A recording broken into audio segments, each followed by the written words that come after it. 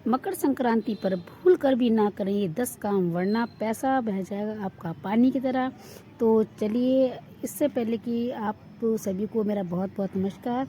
और चलिए जानते हैं कि मकर संक्रांति में वो कौन सी 10 चीज़ें हैं जिसको करने से हमारा पैसा पानी की तरह बह जाएगा।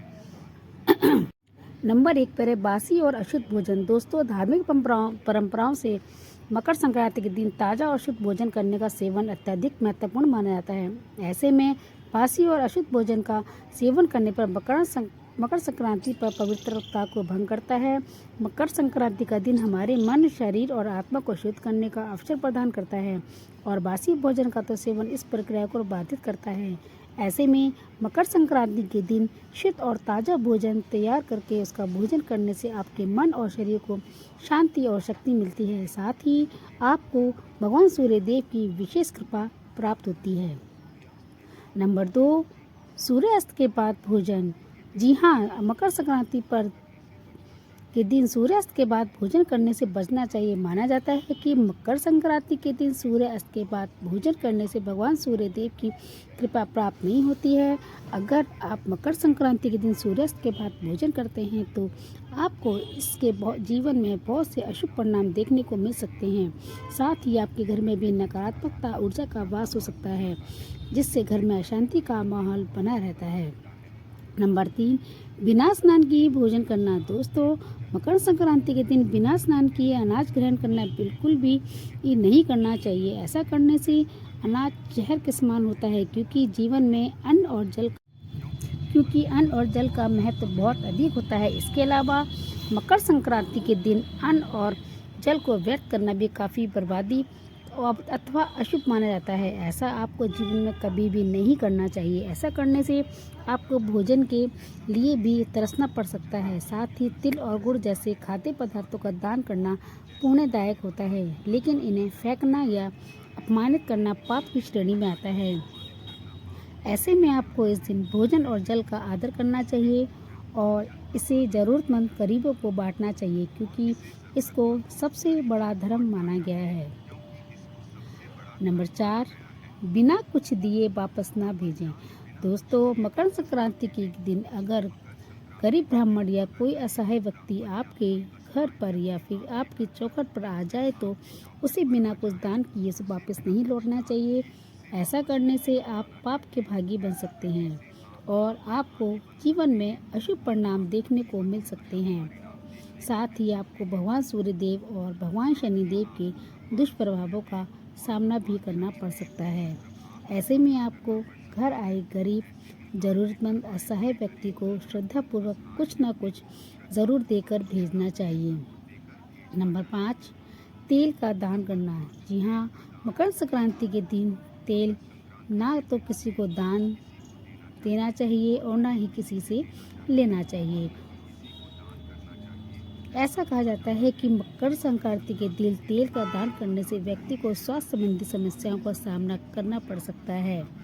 इसलिए इस दिन तेल का दान करने से बचें, क्योंकि तेल का दान करने से व्यक्ति को शुभ परिणाम की जगह अशुभ परिणाम देखने को मिल सकते हैं। नंबर 6, गरीबों को ना बताएं। मकर संक्रांति के दिन गरीबों को ना सताएं, क्योंकि ये इस दिन भूल कर भी ना किसी को गरीब को सताना चाहिए और ना ही किसी का अपमान करना चाहिए। ऐसा करने से आपके जीवन में नकारात्मक प्रभाव पड़ सकता है। गरीबों को सताने से आपको कभी भी ईश्वर का आशीष नहीं मिलता है। इसके साथ ही अगर मकर संक्रांति के दिन आपको अपनी वाणी पर नियंत्रित करना चाहिए और आपको किसी का अपशब्द नहीं बोलना चाहिए। लेकिन मकर संक्रांति के दिन खासकर इस बात का विशेष ध्यान रखना चाहिए। ऐसे में आपको इस पवित्र दिन पर अपनी वाणी में मधुरता लानी चाहिए।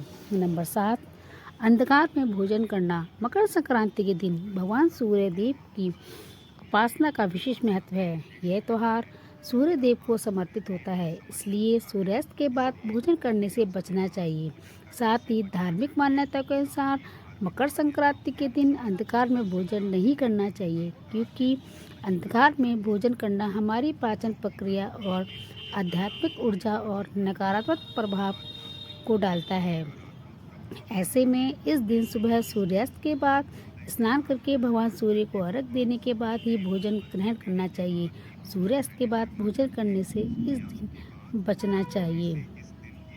साथ ही सूर्य देव के प्रति कृतज्ञता प्रकट करने और अंधकार में भोजन से बचना चाहिए। नंबर 8, लोहे या लोहे के सामान। जी हाँ दोस्तों, मकर संक्रांति पर लोहा या लोहे से बने सामान को खरीदना बेहद अशुभ माना जाता है। धार्मिक मान्यताओं के अनुसार लोहे का संबंध भगवान शनिदेव से होता है और इस दिन लोहे की चीजें खरीदने से बचें।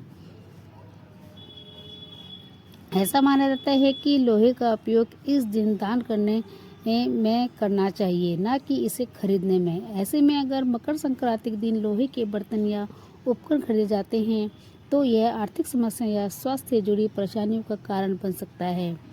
इसके अलावा खास तौर पर मकर संक्रांति के दिन लोहे की वस्तु दान करने से शनिदेव प्रसन्न होते हैं और इससे व्यक्ति के जीवन में जो भी संकट होते हैं वो दूर हो जाते हैं और जातक के बिगड़े हुए काम बिना किसी अड़चन के पूर्ण हो जाते हैं। नंबर 9, अशुद्ध वस्त्र पहनना। मकर संक्रांति के दिन पवित्रता और स्वच्छता का विशेष महत्व होता है। ऐसे में इस दिन गंदे या अशुद्ध वस्त्र धारण करना अशुभ माना जाता है। माना जाता है कि इस दिन स्नान करने के बाद स्वच्छ वस्त्र पहनना चाहिए और इसके अलावा आपको गंदे कपड़े पहनने से नकारात्मक ऊर्जा का संचार होता है, जिससे हमारे जीवन में अशुभता आती है। साथ ही मकर संक्रांति के दिन सफ़ेद या हल्के रंग के वस्त्र पहनने का विशेष महत्व होता है, क्योंकि यह शांति और पवित्रता का प्रतीक होता है। नंबर 10, तेल। मकर संक्रांति के दिन तेल को खरीदने से भी मनाही होती है, क्योंकि धार्मिक दृष्टि से तेल को शनिदेव का प्रतीक माना जाता है। ऐसे में इस दिन तेल खरीदने या इस्तेमाल करने से नकारात्मकता ऊर्जा को बढ़ावा मिल सकता है और शनि दोष का प्रभाव जीवन में बढ़ सकता है। खासकर तिल का तेल जिसे दान करना अत्यधिक शुभ माना गया है। इस दिन खरीदने के बजाय ज़रूरतमंदों को दान करना चाहिए। इसके अलावा मकर संक्रांति के दिन तेल खरीदा जाता है तो ये धन हानि और मानसिक अशांति का कारण बन सकता है। इसलिए मकर संक्रांति पर तेल खरीदने से बचें और इसे किसी गरीब या मंदिर में दान करें। ऐसा करना आपके लिए शुभ फलदायी होता है। तो ये थी मकर संक्रांति के दिन वो 10 चीज़ें जिसको भूल के भी नहीं करना चाहिए। तो गाइस, कैसी लगी वीडियो? अगर आपको वीडियो अच्छी लगी हो तो प्लीज़ मेरी वीडियो को लाइक करें, मेरे चैनल को सब्सक्राइब करें और मेरी वीडियो को शेयर करना बिल्कुल ना भूलें। तो गाइस, फिर मिलते हैं अगली वीडियो पर। राधे राधे।